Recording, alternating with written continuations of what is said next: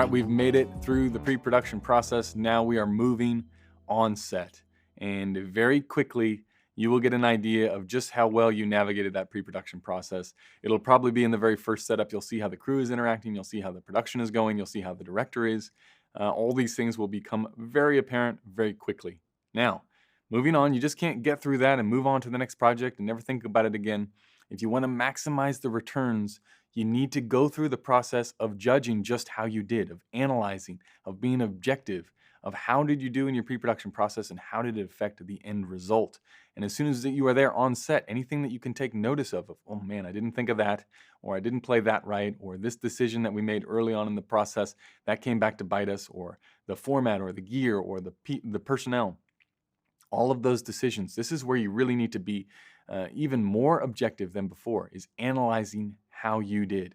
Regardless of what comes up on set, whether it's positive or negative, take a minute, either during lunch or after the day, to write down some notes to figure out what you could have done to improve things. If something came up, if a problem came up, what could you have done beforehand to analyze it, to make it better, to prevent it altogether? What were some of the steps? That way, as you go through your career, you look back on enough of these notes and you'll start to develop these patterns. And that's where the real power from this process comes from, is developing your own workflow. Not taking my workflow, not taking someone else's workflow, but what works for you, the way that you communicate, your managerial style, your technical approach, your creative approach. How can you marry those things up with a workflow that makes sense, that is enjoyable, that is repeatable, that gets the results that you're after? But you really can't get any of that unless you take the time to analyze the work that you've produced so far. And in the pre-production process, we've gone over, it's very intricate, it's very nuanced.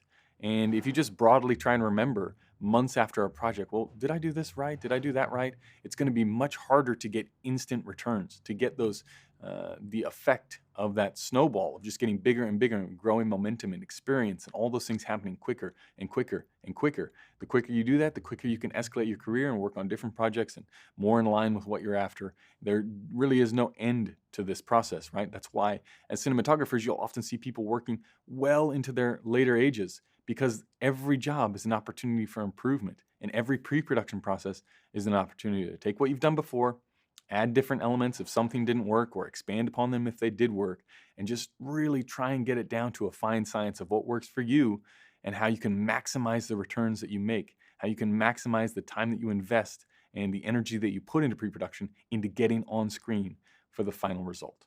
So as we close out this course, I just want to say thank you for taking time out to look at this methodology, to hopefully it has given you an idea of where you can step into on your next project, some ideas that may have opened up different pathways in your mind of what you can do to become more efficient.